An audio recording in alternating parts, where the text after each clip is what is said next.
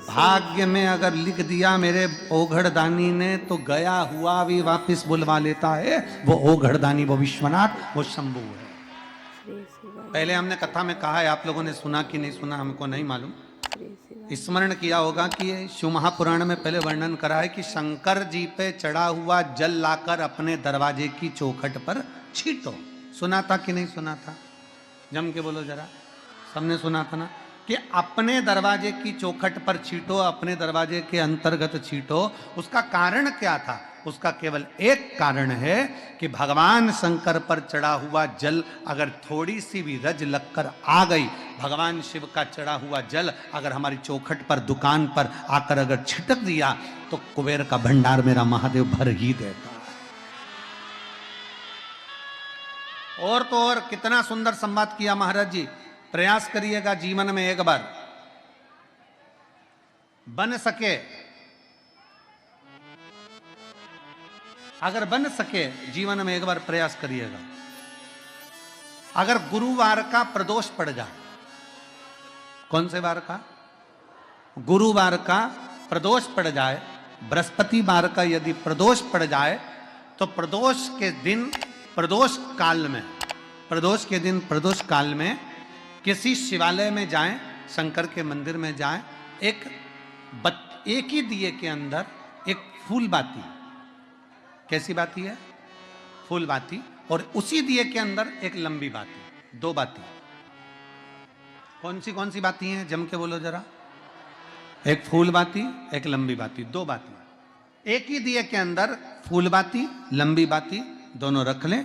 थोड़ा सा घृत की बातियां, तेल की बाती नहीं, घी की बाती रखें, और दोनों बातियां उसमें रखकर 3 बेलपत्र भगवान शंकर के मंदिर में लेकर जाएं।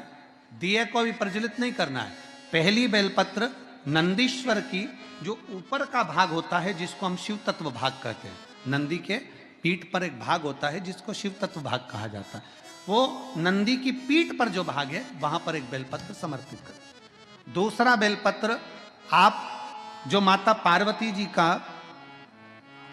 जैसे ये शिवलिंग है और ये गोल भाग है, ये माता पार्वती जी का हस्तकमल है, तो माता पार्वती जी का जो हस्तकमल है, इस हस्तकमल पर कहीं पर भी एक बेलपत्र आप समर्पित कर दें। और तीसरे नंबर की जो बेलपत्र है, तीसरे नंबर की जो बेलपत्र है वो भगवान शंकर पर समर्पित कर दें। जो दिया आप लेकर गए हो मंदिर में, उसी दिए को नंदी और महादेव इन दोनों को दर्शन कराते हुए अगर मंदिर के अंदर लगाने दें दिया तो ठीक है, ना लगाने दें तो दीप को बीच में बस स्पर्श कराकर भले बाहर जाकर लगा दो, पर प्रयास करो वो दीप, वैसे तो बीच में नंदी और शिव के मध्य में वो दिया स्पर्श होना चाहिए। जैसे ये नंदी है और ये शिव है, तो इसके मध्य में दीप स्पर्श कर ले, भले उसको जलाने ना दे, पर स्पर्श मात्र कर कर अगर आपने एकांत में कहीं पर भी ले जाकर लगा दिया, उस दीप को जला दिया, तो गया हुआ कितना भी करोड़ रुपया हो, वो धीरे धीरे कर कर गया हुआ धन हमारा वापस आता ही है। कोई खाकर भी बैठ गया तो देगा जरूर, वो धन आएगा जरूर, कैसे भी आएगा, पर अपनी संपदा वापस। जिंदगी की मान लो अगर कोई ऐसी घड़ी आ जाए, आज विश्वनाथ जी की धरा से ये बात लेकर जा रहे, कभी मान लो ऐसी घड़ी आ जाए कि इतना बड़ा दुख सामने आकर खड़ा हो गया, कोई निर्णय नहीं निकल रहा उस दुख का। शिव पुराण कह रही है, भगवान शंकर का पावन चरित्र कर रहा है, बहुत बड़ी विषमता में फंसे हुए, बहुत बड़ी समस्या में गिरे हुए हो, बहुत तकलीफ घर में चल रही है, बहुत कष्ट है, तब कारकोट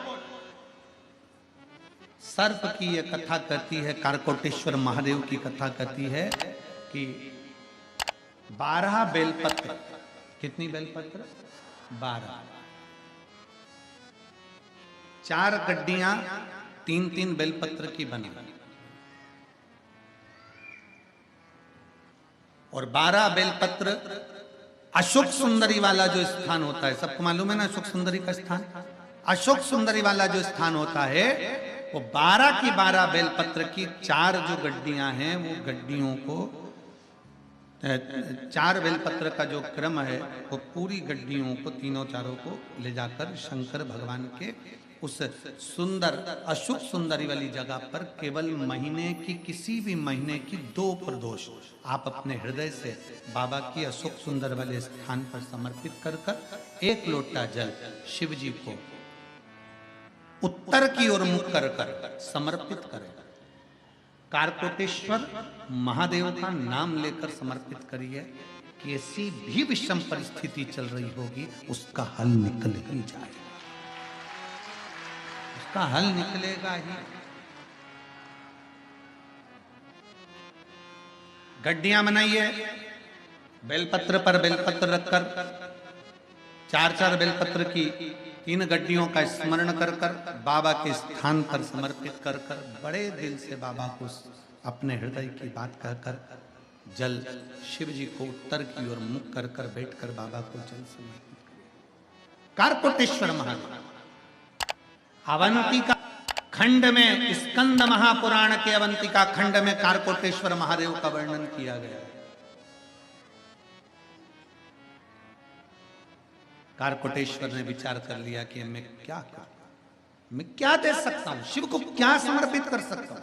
कितनी भी विषम परिस्थिति हो, कितना भी तकलीफ की घड़ी चल रही हो, अशोक सुंदर वाली स्थान पर अगर बेलपत्र के बाद 12 बेलपत्र समर्पित, और आप अलग अलग विभाजन कर कर नहीं भी चढ़ा सकते तो 12 एक साथ मिलाकर चढ़ा दो, पर चढ़ाओ और उत्तर की ओर मुख कर कर शिव को जल समर्पित करो।